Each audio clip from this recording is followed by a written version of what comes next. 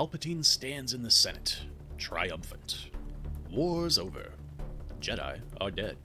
And he's got his dramatic voice on. He declares, "The Republic shall be reorganized into the First Galactic Empire." A voice cuts in. Point of order. The chamber freezes. 1,000 delegates, war-weary, corrupt, lightly flammable, fall into stunned silence.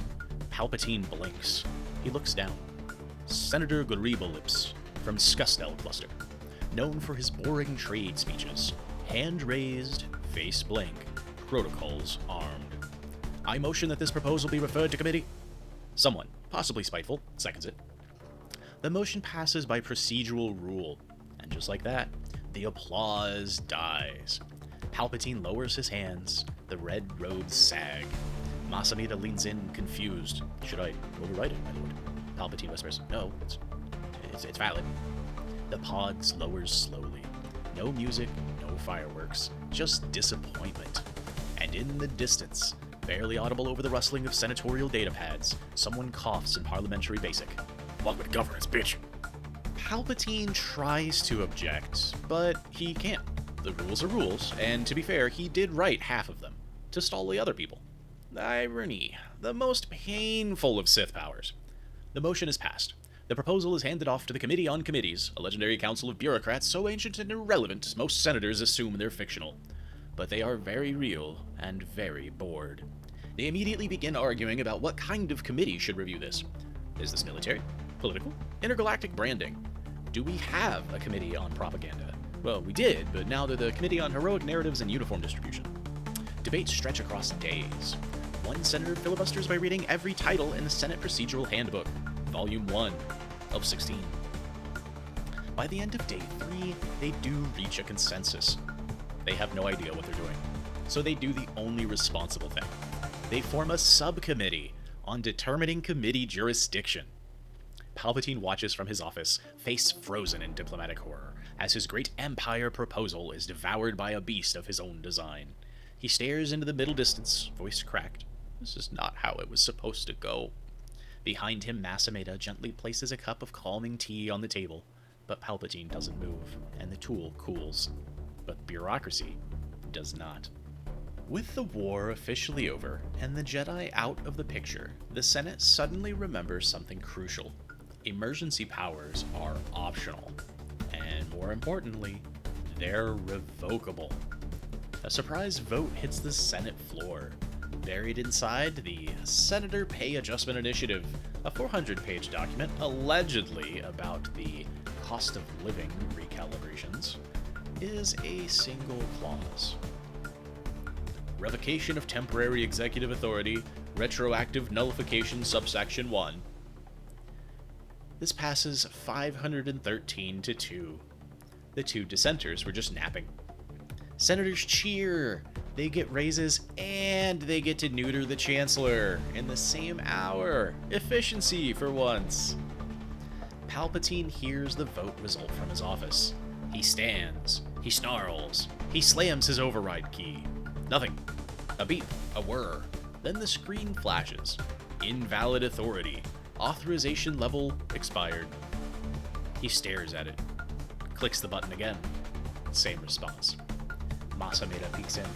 My lord, the system clock rolled over during debate. Technically, your powers expired 8 minutes ago. Palpatine's eyelid twitches. He slowly backs away, whispering, I'll just get you a support ticket. Palpatine, alone now, presses the override one more time. This time the console replies out loud, please contact your administrative sponsor, or reapply for emergency status via Form S117B. He closes his eyes, inhales deeply, and begins to rage scroll through a digital filing cabinet that no longer fears him.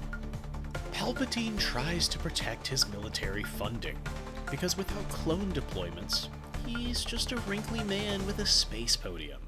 He drafts a clean, simple bill. Continued Clone Force Mobilization and Readiness Act. It lasts 11 minutes.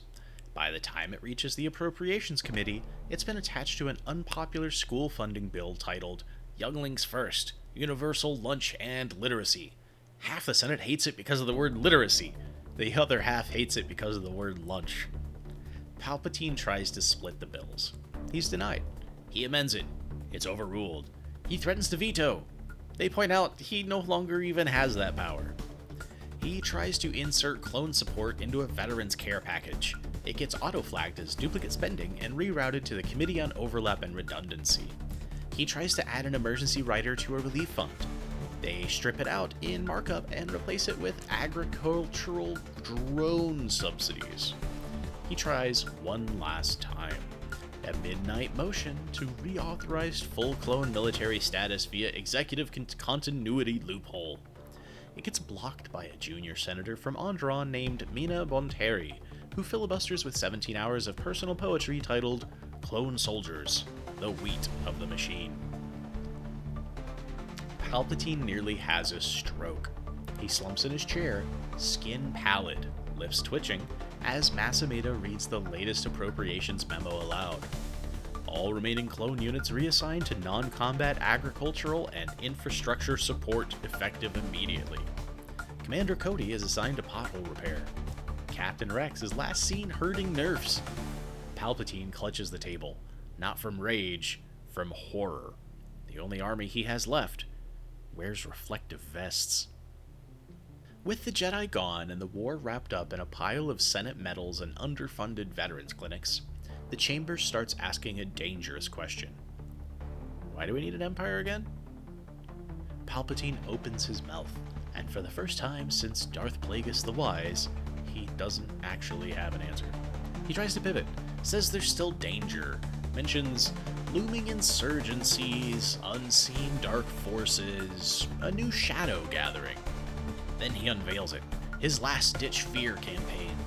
Count Dooku 2.0, a blurry hologram of a hooded figure labeled Darth Tyrannus the Younger. He wears purple robes. He monologues about revenge in an ancient Sith dialect that Palpatine made up during lunch. Nobody buys it. Senator Bail Organa raises his hand. Point of information, he says politely. Do we have any recent data on actual threats? Aid droids scramble. Charts appear. Pie graphs, bar graphs, one animated Gungan infographic. It all says the same thing. No active wars, no system-wide threats, no organized insurgency. One graph literally reads, percentage of Republic planets currently on fire, 0. Bale continues, then why are we organizing the galaxy under a centralized autocrat with unlimited power? Palpatine tries to respond, but the room is quiet, waiting. Senator Yarua, the Wookiee, raises one hairy brow. Palpatine clears his throat. He tries the old move. Force lightning sparks at his fingertips. A protocol droid hands him a citation. Use of unnatural powers in legislative chambers prohibited under Section 44C, Article Sith. He lowers his hand, coughs, mumbles something about emerging darkness. From the back of the chamber, a bored senator mutters, "Ugh, he's just mad he can't do Order 67. Another replies, "Honestly, I'd settle for Order Lunch." Palpatine slumps back into his chair, surrounded by silence, because without fear, he's just a man in a robe with too many backup plans and not enough plot left. 6 months. That's how long it takes. Not to win a war, not to seize power, to assign a bill. To a committee. The Subcommittee on Determining Committee Jurisdiction finally emerges from its procedural chrysalis with a single, unanimous ruling. The Empire proposal shall be referred to the Committee on Agriculture. Palpatine blinks. Agriculture? He double checks. Yeah, agriculture. He stares at the memo. Why? Because empires involve land. Land means property. Property means zoning. Zoning means agricultural? Senator Greeblepips helpfully elaborates. Also, empires tend to include food. Food is crops. Crops are farms. Ergo, we make agriculture deal with it. Palpatine screams into the void. A force scream so powerful it knocks over a succulent. Nobody notices. Masameda, now emotionally bulletproof, walks in with a data pad and a tragic expression. They only meet every other year, my lord. Palpatine goes still, not angry, Not surprised. Just broken. He whispers, "Can we call an emergency session?" Masameda taps the datapad. Yes, but the request form is 60 pages, not including endorsements, justification matrix, and the farm impact assessment worksheet. Palpatine slowly turns toward the window, stares at Coruscant, and just breathes deeply. Palpatine demands an emergency session. Loudly, dramatically, with Sith posture. The Senate responds with forms. Form 77A, Request for Crisis Review, requires a full incident summary, 3 attached hollows, and a notarized endorsement from a species-neutral third party. Form 88C, Justification of Immediate Threat, must be accompanied by proof of threat within the past fiscal quarter. Rumors, visions, and ominous feelings are not considered valid. Palpatine snarls. They hand them the Sith-specific filing supplement. It's just a sticky note that says, "No lightning in the margins this time, please." He presses harder. They explain he also needs 3 senator endorsements. Senator Mon Mothma pretends to be on a call. Senator Urua pretends not to speak basic. Senator Greeble Pips offers to endorse for a fruit basket and shared naming rights to the Empire. Palpatine nearly chokes in his own rage, but then he learns the final condition, a 90-day waiting period. Expedited processing, they say. Palpatine screams. Again, this time a chair explodes. Aides scream. Masameda sighs. Security doesn't intervene because they've already seen the paperwork. Palpatine throws a desk. 2 hours later, he receives a datapad alert. Destruction of Senate property. Replacement bill issued. 14,327 credits. Nope, this does not constitute a valid threat report. Palpatine collapses into his seat, twitching, muttering. Masameda calmly sets the remaining forms on his desk and whispers, "We'll need these in blue ink." Palpatine, in full Sith rage, finally sees it. The trap wasn't the Jedi. It wasn't the Senate. It wasn't even democracy. It was paperwork. He didn't fall to a lightsaber. He tripped into a filing cabinet with delusions of grandeur. He created this bureaucracy, layered, bloating, self-replicating, to seize power slowly, quietly, permanently. But now that he needs to move fast, it's strangling him with its own red tape. No emergency, no war, no boogeyman to chase senators into obedience. Just policies and protocols. And an HR department that's very, very serious about decorum. He tries to force choke a junior aide. HR flags it as hostile workplace event and schedules him for conflict resolution training. Level 3, emotion in the executive suite. He misses the first scheduled session. They automatically reschedule 3 times, then send a strongly worded datapad notification. Further absences may affect your Senate access badge privileges. Palpatine glares at the Senate chamber. He built this thing. He streamlined the fear. He institutionalized cruelty. And now he needs 5 forms and a yogurt coupon to change the carpet.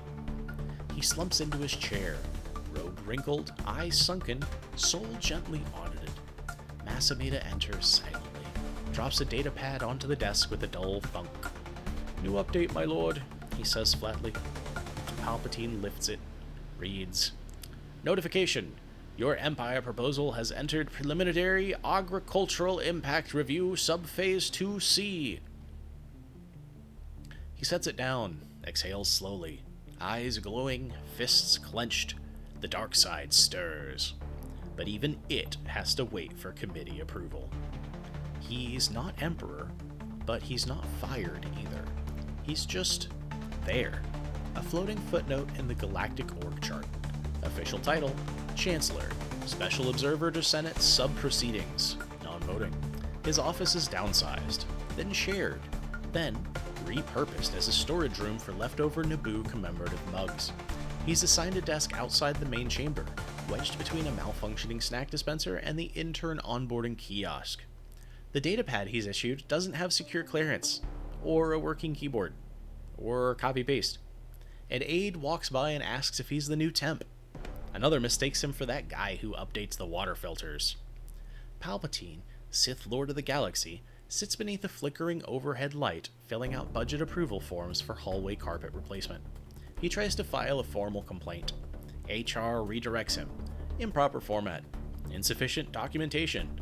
Please include incident timestamp, Jedi Code clause reference, and at least 2 signatures from unaffected witnesses. He tries again. The form is rerouted to the Department of Procedural Grievances. They respond, "Thank you for your patience. Due to current review cycle closures, new complaints will be accepted beginning next quarter. We value your feedback." He stares at the screen. Blink. Hollow. A tiny pop-up appears.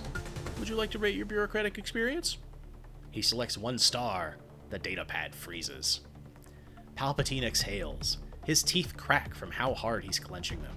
He opens a new form. Request for leave of absence. Mental restoration and Sith-related burnout. It auto-approves. For 6 minutes. Then crashes. Because even suffering needs clearance. Palpatine, once Darth Sidious, architect of the Clone Wars, master of shadows and terror, sits alone. Not in exile. Not in chains. Just waiting. For a committee. He whispers, "So this is how liberty dies. In triplicate."